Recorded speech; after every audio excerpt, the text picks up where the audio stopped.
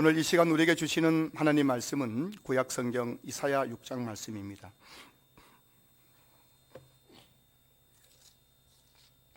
이사야 6장 1절에서 13절까지 말씀인데요, 제가 말씀을 봉독하겠습니다. 구약성경 974쪽입니다. 우시야 왕이 죽던 해에 내가 본즉 주께서 높이 들린 보좌에 앉으셨는데 그의 옷자락은 성전에 가득하였고 서랍들이 모시고 섰는데 각기 6 날개가 있어 그 둘로는 자기의 얼굴을 가리었고 그 둘로는 자기의 발을 가리었고 그 둘로는 날며 서로 불러 이르되 거룩하다 거룩하다 거룩하다 만군의 여호와여 그의 영광이 온 땅에 충만하도다 하더라. 이같이 화답하는 자의 소리로 말미암아 문지방의 터가 요동하며 성전의 연기가 충만한지라. 그때 내가 말하되 화로다 나여 망하게 되었도다. 나는 입술이 부정한 사람이요 나는 입술이 부정한 백성 중에 거주하면서 만군의 여호와이신 왕을 베었음이로다 하였더라. 그때에 그 서랍 중에 하나가 두 젓가락으로 제단에서 씹은 바 핀 숯을 손에 가지고 내게로 날아와서 그것을 내 입술에 대며 이르되 보라 이것이 내 입에 닿았으니 내 악이 지하여졌고 내 죄가 사하여졌느니라 하더라. 내가 또 주의 목소리를 들으니 주께서 이르시되 내가 누구를 보내며 누가 우리를 위하여 갈고 하시니 그때 내가 이르되 내가 여기 있나이다 나를 보내소서 하였더니 여호와께서 이르시되 가서 이 백성에게 이르기를 너희가 듣기는 들어도 깨닫지 못할 것이요 보기는 보아도 알지 못하리라 하여 이 백성의 마음을 둔하게 하며 그들의 귀가 막히고 그들의 눈이 감기게 하라.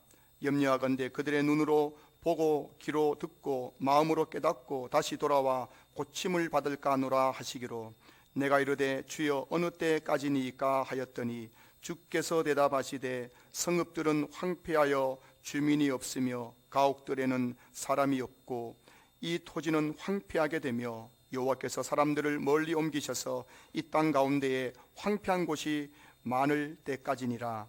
그 중에 10분의 1이 아직 남아있을지라도 이것도 황폐하게 될 것이라. 밤나무나 상수리나무가 배임을 당하여도 그 그루터기는 남아있는 것 같이 거룩한 씨가 이 땅에 그루터기니라 하시더라. 아멘. 할렐루야. 여러분 반갑습니다.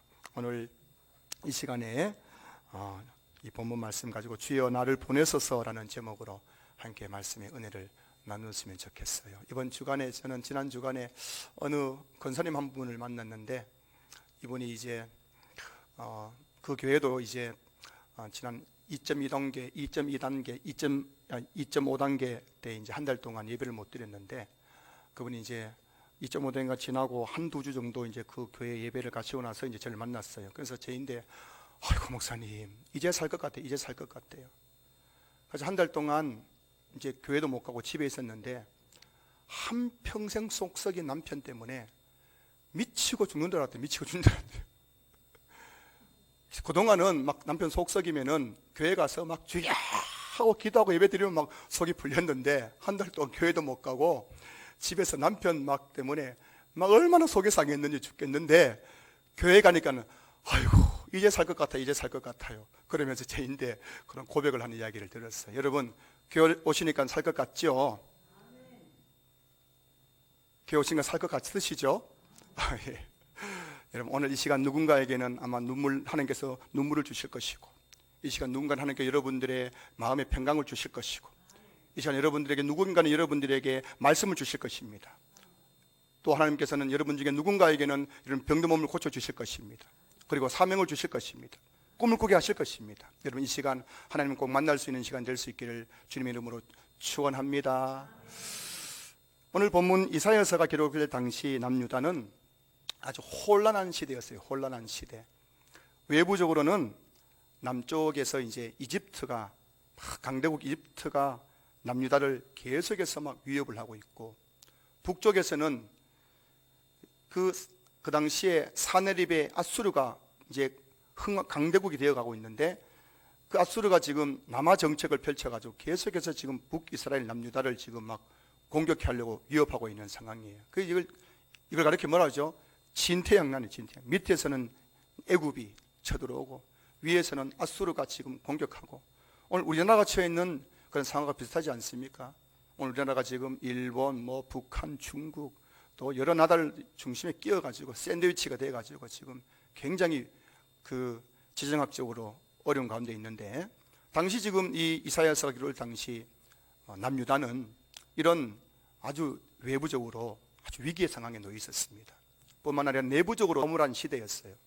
당시에 그 남유다의 암울한 상황을 보여주는 성경 몇 구절을 찾아보면은 이사야 12장 1장 23절 보시면은 고관들이 폐역하여 가지고 도둑과 짝하며, 이 고관들은 누굽니까? 장관, 국회의원들, 고위 간직자들입니다. 고위 공직자들이에요. 이 사람들이 도둑과 짝하며 다 뇌물을 사랑하며 예물을 구하며 고아를 위하여 신원하지 아니하며 가업의 송사를 수리하지 아니하며. 여러분, 오늘 이 시대 모습하고 비슷하죠. 고관들이 타락한 거예요.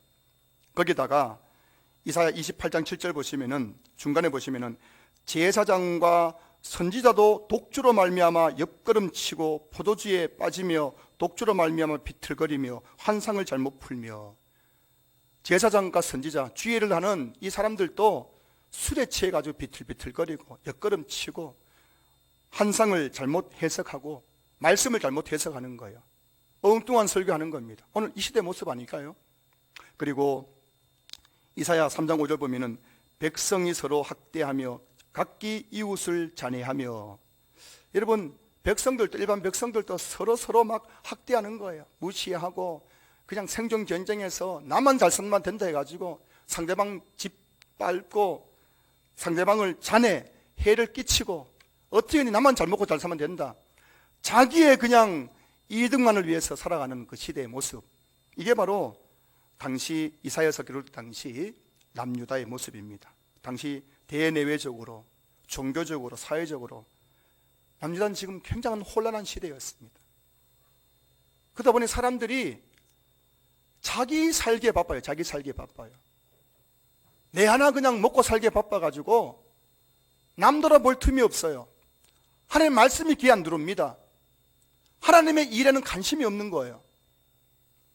이것이 바로 오늘 이사야가 기록될 당시에 남유다의 상황이었는데, 저는 이 말씀을 이렇게 준비하면서 어떻게 그렇게 오늘 이 시대하고 딱 들어맞는지 참 감탄이 나와요.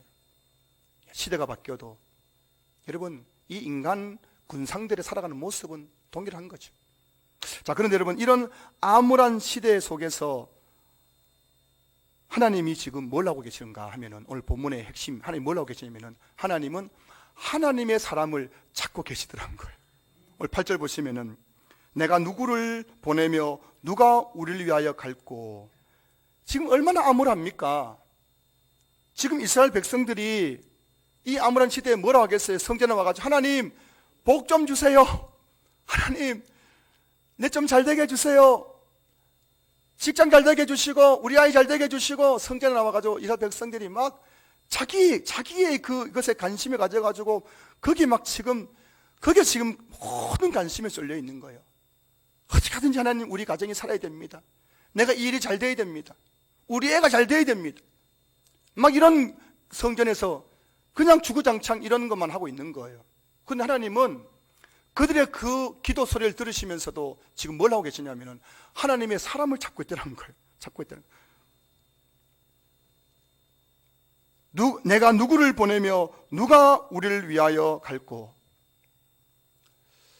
사랑하는 성도 여러분, 아무리 코로나 바이러스 때문에 세상이 혼란스럽고 지금 우리가 힘들다 하더라도 여러분, 하나님의 관심이 무엇인지를 여러분은 꼭 기억하시기 바랍니다. 우린 지금 앞가름도 못해가지고 살기 바빠가지고 그냥 그것만 바라보고 있는 거예요. 그건 바라보고 있지만 하나님은 지금 오늘 이 예배에 나온 저 여러분들 가운데서 하나님의 사람을 찾고 계신 겁니다. 많은 성도님들이 교회에 나와서 하나님 복을 주십시오. 복을 주십시오. 우리 아이 이번에 수능 잘 치게 해주십시오. 대학 합격하게 해주십시오. 사업 잘 되게 해주십시오.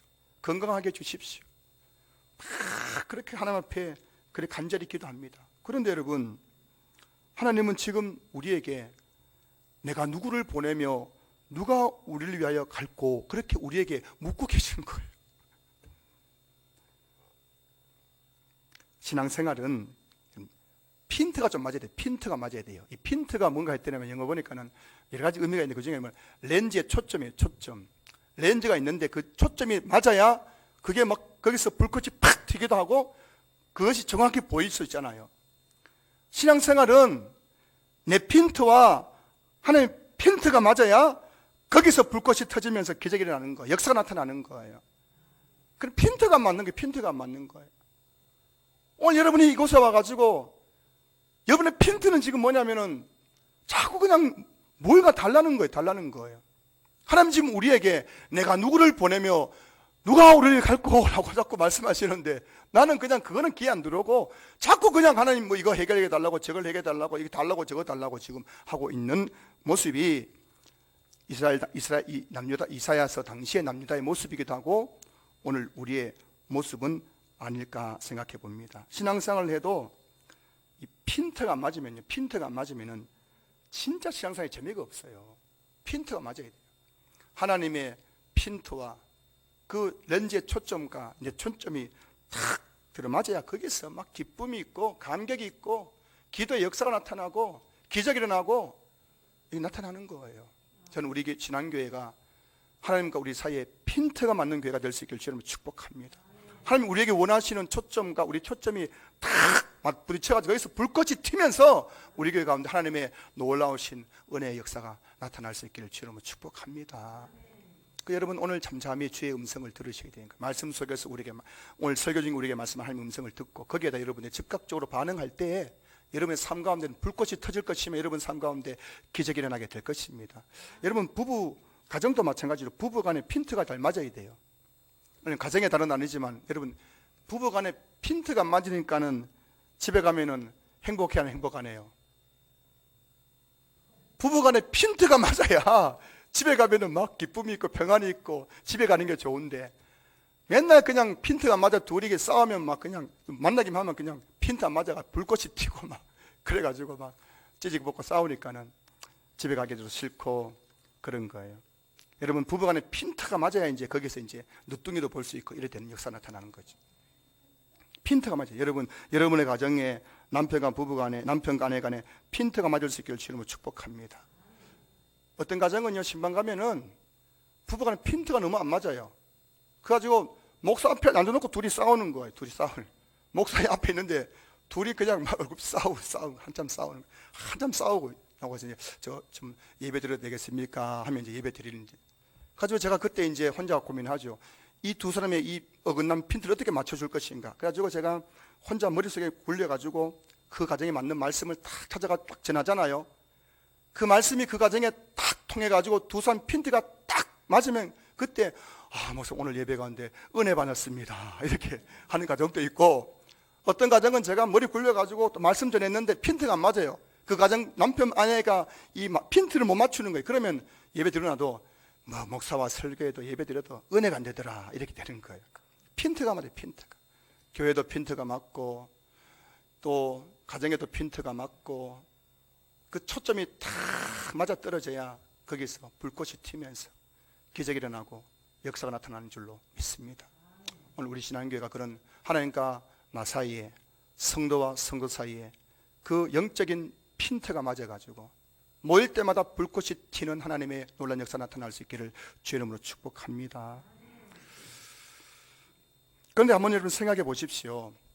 오늘 보면 2절 3절을 보시면은 서랍들이 나옵니다. 서랍들 2절 3절 보시면 서랍들이 모시고 섰는데 각기 6날개가 있어 그 둘로는 자기의 얼굴을 가리었고 그 둘로는 자기의 발을 가리었고 그 둘로는 날며 서로 불러 이르되 거룩하다 거룩하다 거룩하다 만군의 여호와여 그의 영광이 온 땅에 충만하도다. 지금 이사야가 환상을 보는데 환상 속에 하나님께서 그 보호자에 앉아 계시고 그 좌우편에 그 서랍들이 거기서 날개짓을 하면서 하나님을 찬양하며 예배드리는 모습이에요. 여기 나오는 이 서랍들이 바로 천사예요. 천사. 성경에는 천사가 있다고 말씀하고 있습니다. 천사는 영적 존재이기 때문에 눈에 보이지 않지만 천사는 늘 지금 여러분 우리와 함께 하는 거예요. 여러분 지금 이 예배 가운데 하나님 우리 가운데 함께 하실 뿐만 아니라 하나님을 둘러싼 천사들이 우리와 함께 하는 줄 믿으시기 바랍니다. 지금 여러분 주변에서도 천사가 뱅글뱅글 돌면서 여러분들이 예배 잘 드리도록 돕고 있는 거예요.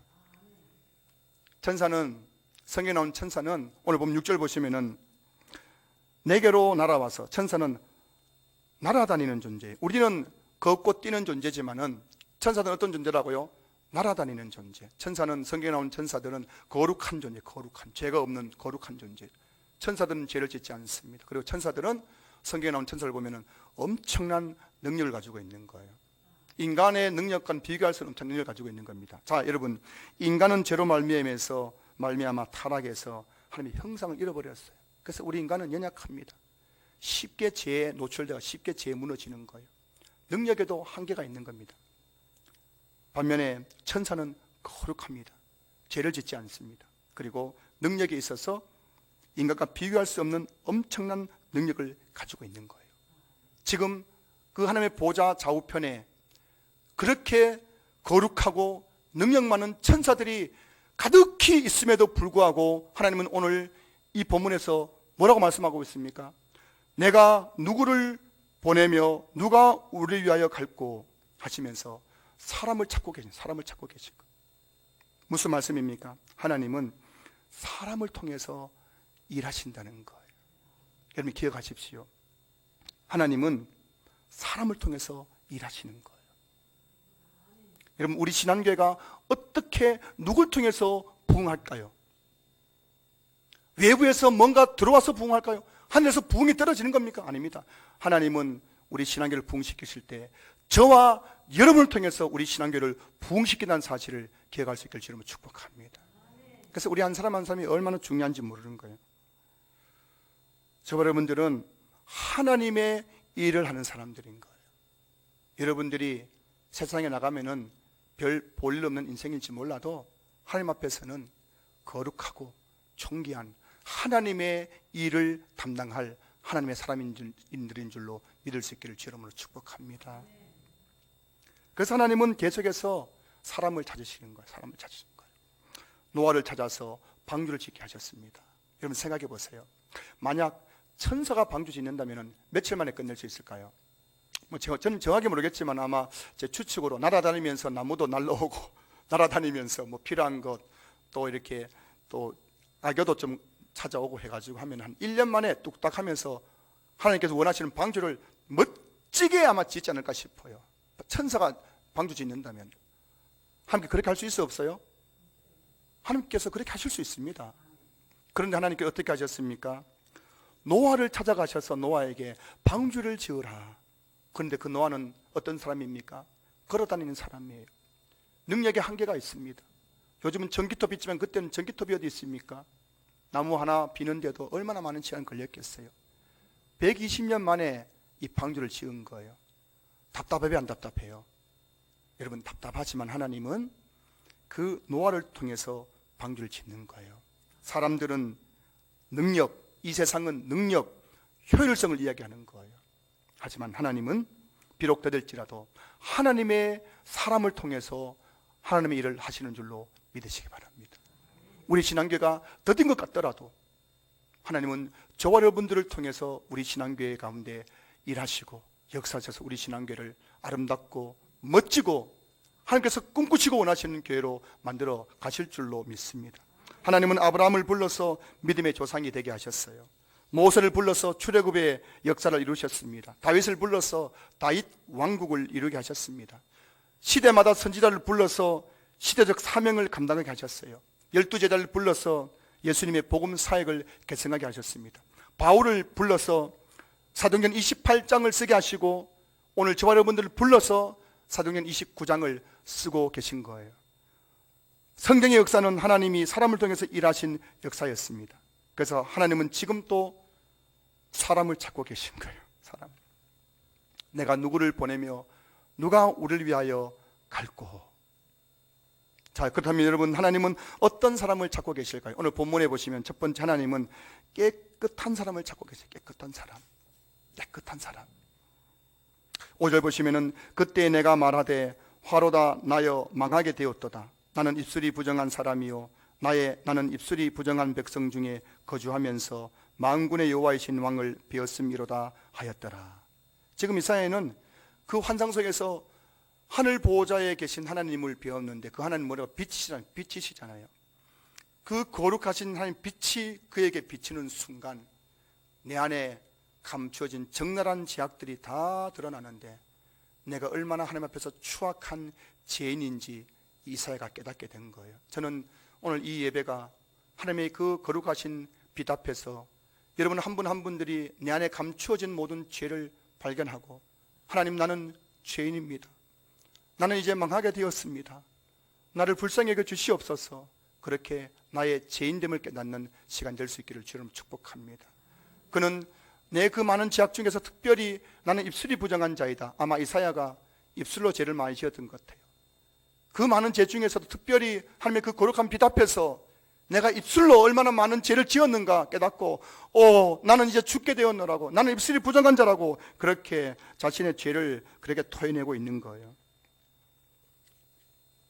그러자 이사야가 자신의 죄를 고백할 때 서랍 중에 하나가 그 성전 제단에 있는 핀수를 가지고 와서 이사야의 입술을 탁 대주는 거예요. 성전의 제단, 우리의 죄를 사하는 그 성전의 제단에 있는 그 핀수를 가져와서 입을 탁 제해 주니까는 그러면서 하는 말이 내 악이 제하여졌고 내 죄가 사하여졌느니라. 사죄 은총을 하나님께서 이 서랍을 통해서 선언하신 겁니다.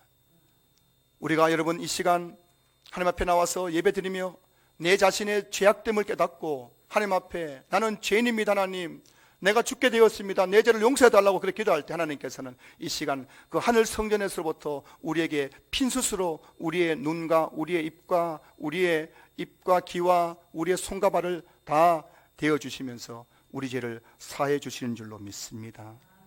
자, 그리고 나서 하나님은 이제 그 죄를 사하신 이후에 하나님은 이사야를 하나님으로 일꾼으로 부르시는 거예요. 하나님께서 임받기 위해서는 여러분 먼저 자신을 죄로부터 깨끗하게 해야 돼요. 깨끗하게 해야 돼요. 하나님은 누구나 사용할 수 있어요. 누구나 사용할 수 있습니다. 여러분 중에서 나이, 연령, 나이 또 스펙 이런 건 중요하지 않습니다. 제가 참 깜짝 놀라는 것은 그 한국교회 목사님들 이렇게 만나보면요, 와, 어떻게 저런 목사님이 저런 위대한 주님의 일을 감당할 수 있을까 싶은 분이 계신가 하면은 어떤 분들은 저렇게 위대한 스펙 가지고 어떻게 저렇게 초라하게 목회할 수 있을까 싶은 분도 계시고요. 성도들 중에서도 보면요, 와, 하나님 정말 기가 막히신 것 같아요. 하나님은 공평하신 것 같아요. 하나님은 우리의 어떤 인간적인 기준 가지고 사람을 쓰시는 법이 없는 거예요. 그러고 보니까 저는 하나님을 목회하면 할수록 깨달아지고 확신되는 것은 뭐냐면 하나님은 절대 여러분들 오해하시면 하나님은 공평하신 하나님입니다. 여러분 저 사람은 뭐 잘나가지고 하나님께 쓰시겠지. 절대 그런 거 없습니다. 하나님은 어떤 사람을 쓰시느냐, 깨끗한 사람을 쓰시는 거예요. 하나님 누구나 쓰실 수 있는 겁니다. 그러나 여러분 하나님은 아무나 쓰시지 않습니다. 하나님은 깨끗한 사람을 사용하시는 거예요. 디모데 후서 2장 20절 21절 말씀 보시면은 큰 집에는 금그릇과 은그릇뿐 아니라 나무그릇과 질그릇도 있어 귀하게 쓰는 것도 있고 천하게 쓰는 것도 있나니 그러므로 누구든지 이런 것에서 자기를 깨끗하게 하면 귀하게 쓰는 그릇이 되어 거룩하고 주인의 쓰심에 합당하며 모든 선한 일에 준비함이 됨이라. 깨끗하면은 반드시 쓰임받을 수 있는 거예요. 깨끗하면 정말 깨끗해야 돼요. 저도 제 자신을 보면서 날마다 깨닫게 해주시는 것은 깨끗하지 못하면 함께 절대 목사를 사용하지 않는다는 것을 제가 너무나 처절하게 뼈저리게 제가 느끼고 깨닫는 거예요. 입술이 깨끗해야 되고요, 마음이 깨끗해야 됩니다. 생각이 깨끗해야 돼요. 몸이 깨끗해야 돼요. 삶이 깨끗해야 돼요. 그런 사람은 반드시 하나님께서 사용하시는 겁니다. 세상은 실력 있고 능력 있는 사람이 쓰임받지만은 하나님의 나라에는 깨끗한 사람이 쓰임받는 줄로 믿으시기 바랍니다. 한 번은 어떤 성도님이 저에게 신앙 상담을 요청해 왔어요. 이야기 들어보니까 이분이 아직도 술, 담배 못 끊었어요. 술 안 마시면은 밤에 잠을 못 자요. 아직도 세상 속에 나가가지고 여전히 옛날에 즐기던 그 끊지 못한 죄악, 쾌락을 붙잡고 있는 거예요. 이분이 괴로운 표정으로 저에게 이렇게 물었습니다. 목사님, 나 같은 사람도 하나님께 쓰임받을 수 있을까요? 묻길래 제가 정중하게 말씀드려서 당신은 절대 하나님께 쓰임받을 수 없습니다. 당신이 교회에서 직분도 받을 수 있고 많은 일을 할 수 있겠지만 당신은 절대 하나님께서 임받을 수 없을 것입니다. 술, 담배를 끊으십시오. 그 감춰진 제약을 끊으십시오. 그렇지 않으면 당신은 한평생 마귀의 종로를 할 것입니다. 그렇게 제가 충고해 드렸어요. 여러분, 너무 목사가 냉정합니까? 여러분들이 만약 여전히 제약을 품고 교회를 섬기는데 내가 교회를 섬기면 섬길수록 일이 잘 되는 것 같고 사람들이 나를 막 칭송하는 것 같다면은 여러분, 그것은 성의 역사가 아니라 마귀의 역사입니다. 내가 제약을 품고 그렇게 교회를 섬기는데도 사람들이 막 한호성을 치고 그 일이 잘 된다면 그것은 성의 역사일 수가 없는 거예요. 그건 마귀의 역사입니다. 목사도 마찬가지예요. 목사가 죄를 짓고 있는데 그 목회가 잘 되면 그건 여러분 성의 역사는 마귀의 역사입니다. 저는 그걸 제 자신을 통해 보는 거예요. 여러분, 죄를 지음에도 불구하고 교회가 잘 되면 그 교회는 반드시 마귀가 나중에는 무너뜨려 버립니다. 한국 교회 보세요. 다 무너지는 거예요. 두려운 겁니다. 저도 두려운 거예요.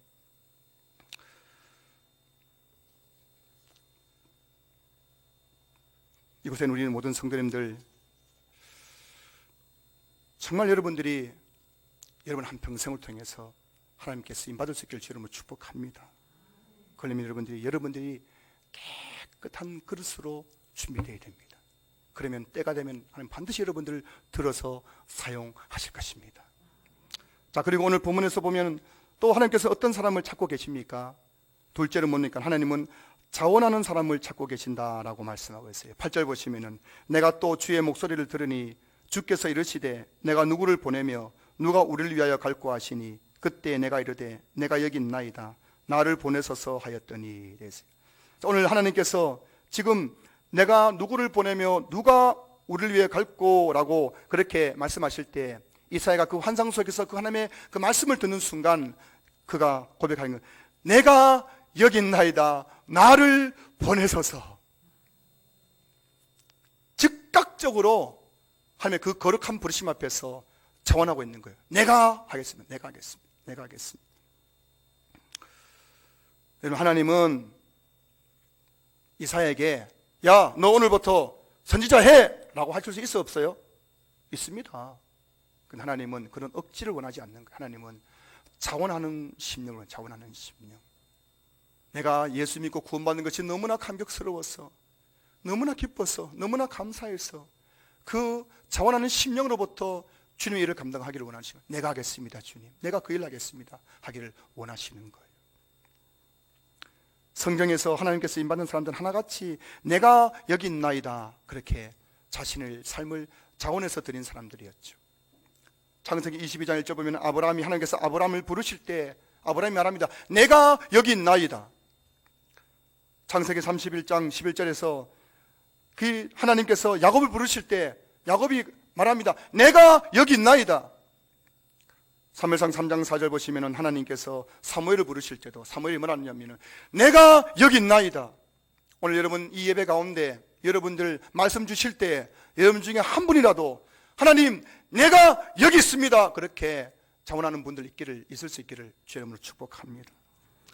어느 날 영국의 한 시골 교회에서 아프리카 선교를 위해 헌금하는 시간이 되었습니다. 헌금 주머니가 이렇게 도는 거예요. 오늘도 우리 헌금 주머니 도는데 여러분 헌금 주머니 바구니 돈다고 너무 그렇게 시험 들지 마시기 바랍니다. 여러분들이 그 물질 헌금을 절대 요구하지 않습니다. 여러분들이 자원해서 하는 건데요. 여러분 제가 바라는 것은 여러분 중에도 이런 분이 계셨으면 좋겠어요. 자, 이 헌금 바구니가 돌고 있는데 그 중에 한 소년 앞에 헌금 바구니가 탁 지나가는 겁니다. 이 소년 주머니를 다 뒤져봐도 땡점 한 놈이 없어요. 그자 이 소년이 벌떡 일어나서 자기 앞을 지나는 그 헌금 그 바구니 위에 탁 올라탔다고 합니다. 불경스러워요? 경건해요? 불경스러워요? 굉장히 불경스럽죠. 그래서 사람들이 막 깜짝 놀라가지고 왜 그러냐고 그렇게 소년에게 묻자 소년이 이렇게 대답했다고 합니다. 저는 돈이 없기 때문에 제 몸을 아프리카를 위해서 바치겠습니다. 이거 무슨 구전 동화가 아니고요. 실제로 있었던 이야기랍니다. 하나님은 내가 여기 있나이다, 내가 아프리카, 내 몸을 아프리카 위해서 바치겠습니다 라고 자원하는 이 소년의 이 거룩한 이 마음을 받으셔가지고 결국 이 소년이 장차 아프리카 선교의 아버지 데이비드 리빙스톤이 된 것이에요. 어느 교회에 있었던, 그 실고에 있었던 그 작은 사건이지만 그 한 소년의 그 거룩한 자원한 헌신, 하나님은 그 사람을, 그 소년을 내버려 두지 않으시고 그의 인생을 붙드시고 결국 아프리카 선교의 아버지 데이비드 리빙스톤이 되게 하셨다는 거예요. 1985년 어느 시골교회에서 부흥회가 있었습니다. 한 50명 정도의 어른 성도들이 예배드리는 부흥회에 참석한 그 자리에 중학교 2학년 한 소년이 앉아 있었어요. 부흥회 마지막 날 그 강사 목사님이 그 시골에서 밥 메고 논 메는 시골 그 촌뜨기들 성도들에게 이렇게 도전했습니다. 자, 여러분 중에서 내가 하나님의 나라를 위해서 헌신하겠다고 결단하시는 분들은 강사 앞으로 나와서 기도하십시오 라고 하는 순간 아무도 나가지 않았습니다. 그때 이 중학교에 있는 이 한 소년이 그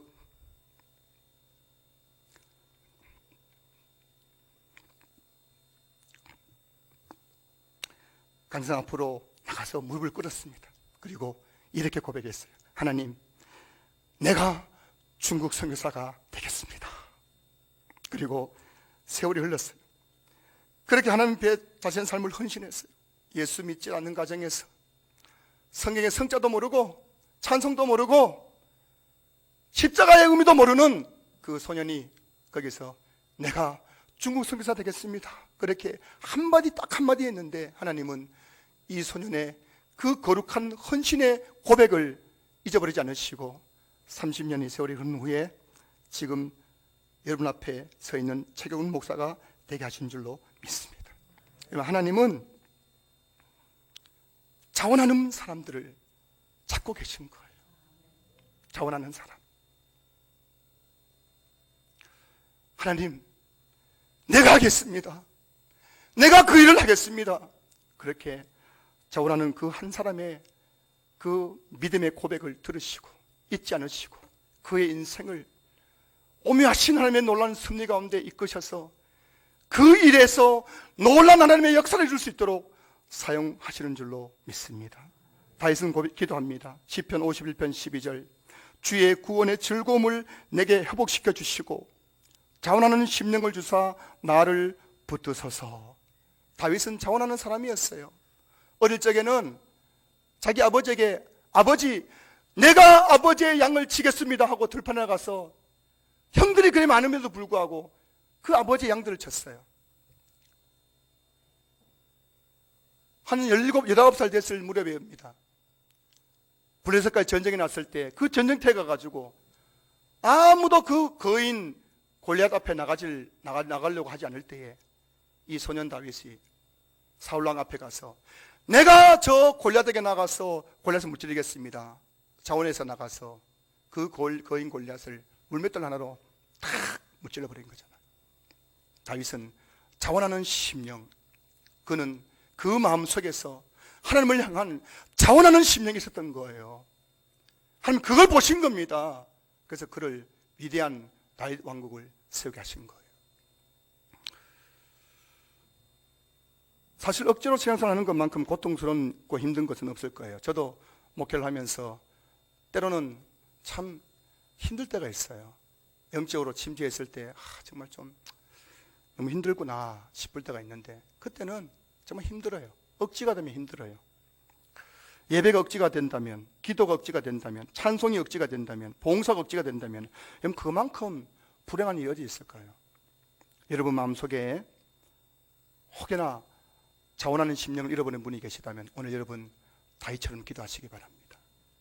주의 구원의 즐거움을 내게 회복시켜 주시고 자원하는 심령을 주사 나를 붙들어 주시옵소서.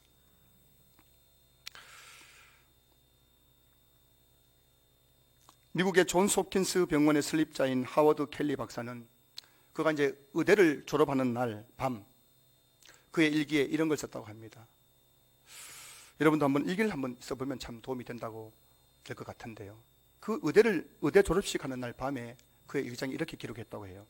나는 나 자신과 시간과 재능과 야망 그리고 모든 것을 주님께 드립니다. 복되신 주님, 주께서 쓰시도록 나를 성결케 하소서. 주님께로 나를 가까이 이끌지 못할 것이라면 세상적인 어떤 성공도 내게 허락하지 마옵소서. 그는 의사 생활로 첫걸음하는 그 밤에 이렇게 하나님 앞에 자신의 삶을 하나님께 드리기로 자원하는 심령으로 이 글을 썼습니다. 그리고 이 한 사람의 거룩한 헌신을 통해서 지금 미국에서 가장 위대한 세계 병원 중에 하나인 존스 홉킨스 병원이 탄생하게 된 것이에요. 우리 교회도 그렇지 않을까요? 저는 우리 교회에 정말 이 하워드 켈리 같은 한 성도가 있다면 우리 교회 가운데 장차 놀라운 일이 일어나게 될 줄로 믿습니다.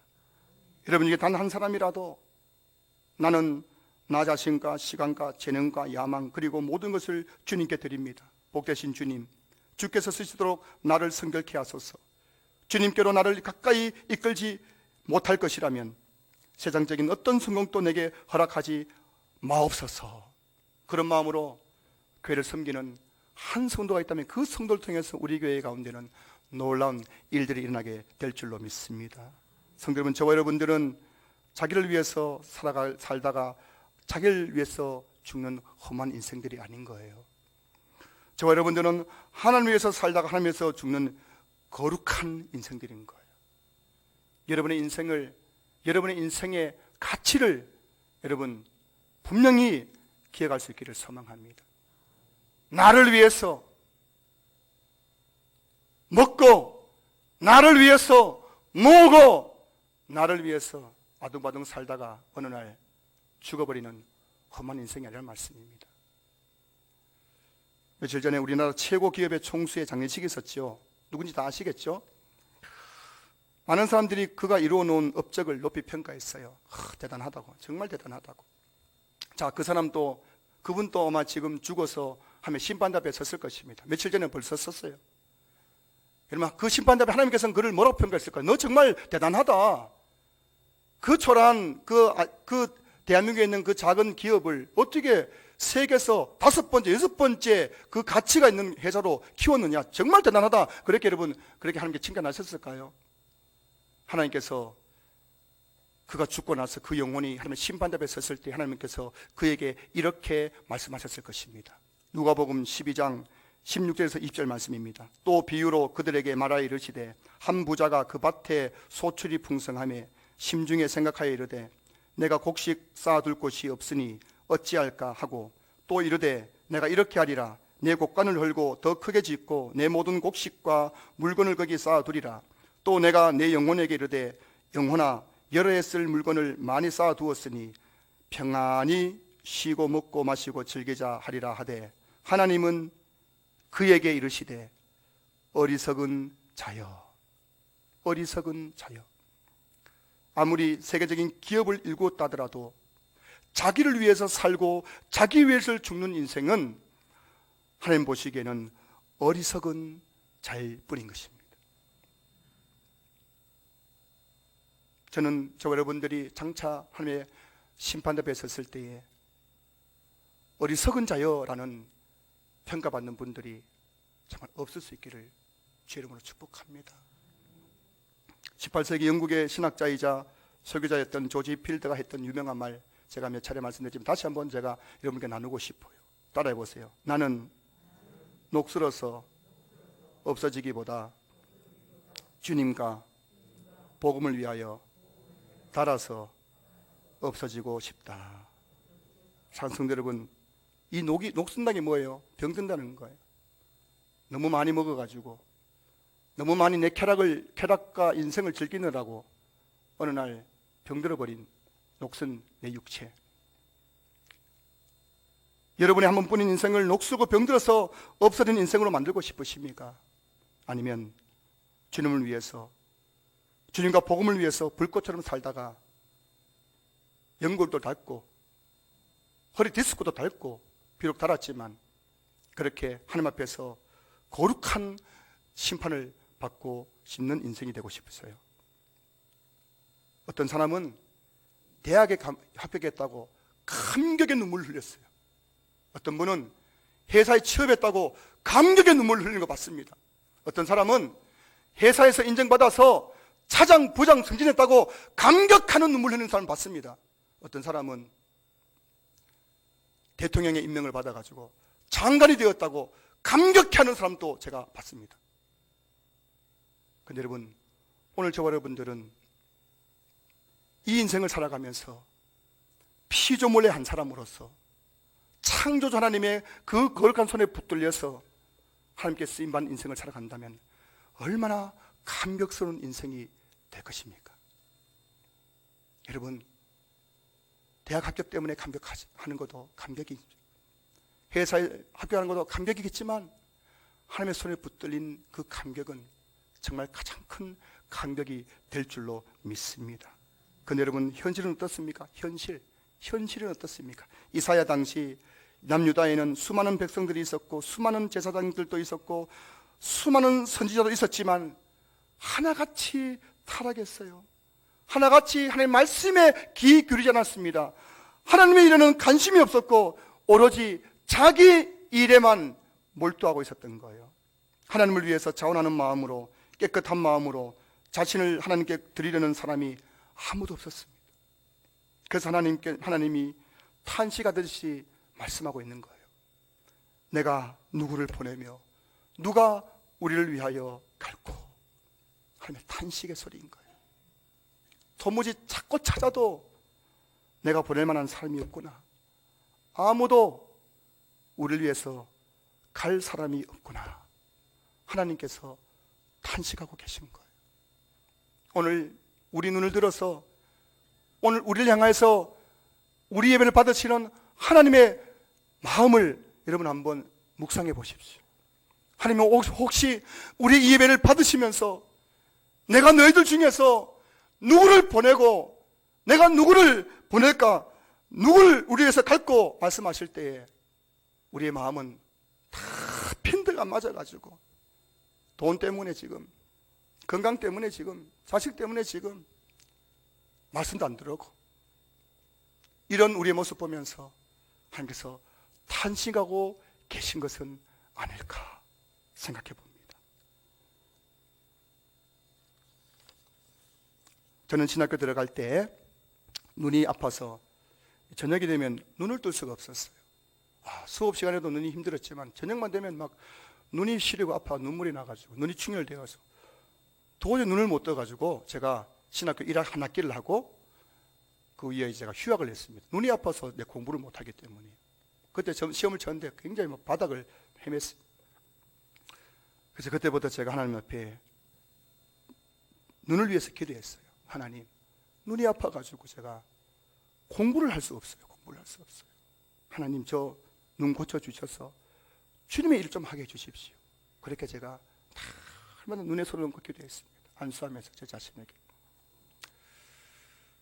오늘 이 자리에 제 아내가 증인으로 앉아 있지만은, 그리고 나서 제가 이제 남은 신학교 공부를 했는데, 제가 그래도 졸업할 때 여러분 준수한 성적으로 졸업한 줄로 믿으시기 바랍니다.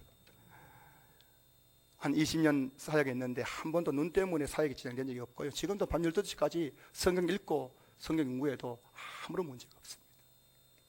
저는 확신합니다. 여러분 중에 여러분의 삶을 하나님께 헌신하시는 분이 계신다면 하나님은 여러분의 병든 몸도 고쳐주실 것입니다. 하나님은 여러분의 인생의 문제, 가정의 문제도 해결해 주실 것입니다. 만약 여러분들이 오늘 이 시간 내가 누구를 보내고 누가 우리에게 갈 거라고 말씀하실 때 주여 나를 보내소서라고 그렇게 자신을 헌신하는 분이 계시다면 하나님은 여러분의 전 세계를 통해 가지고 책임지시고 여러분의 인생을 이끌어 가실 줄로 믿습니다. 말씀을 마무리합니다. 끝났습니다. 오늘 본문은 이사야가 본 천상 예배의 환상이에요. 지금 천상에서 천사들이 하나님을 예배하고 있는 겁니다. 그 예배 속에서 하나님이 이사야를 선지자로 부르고 계십니다. 무슨 말씀입니까? 예배 또 다른 한 가지 의미는 예배란 하나님께서 하나님의 사람을 부르는 시간인 거예요. 어쩌면 오늘 이 예배 가운데 하나님은 여러분 중에서 하나님의 사람을 찾고 계시고 하나님의 사람을 부르고 계신 것입니다. 지금 하나님께서 여러분에게 말씀하고 계신 거예요. 내가 누구를 보내며 누가 우리를 위하여 갈고, 이 거룩한 하나님의 부르심 앞에서 내가 여기 있나이다 주여 나를 보내소서라고 그렇게 거룩하게 자신을 드리는 성도들이 일어날 수 있기를 주님의 이름으로 축원합니다. 축원합니다. 축원합니다.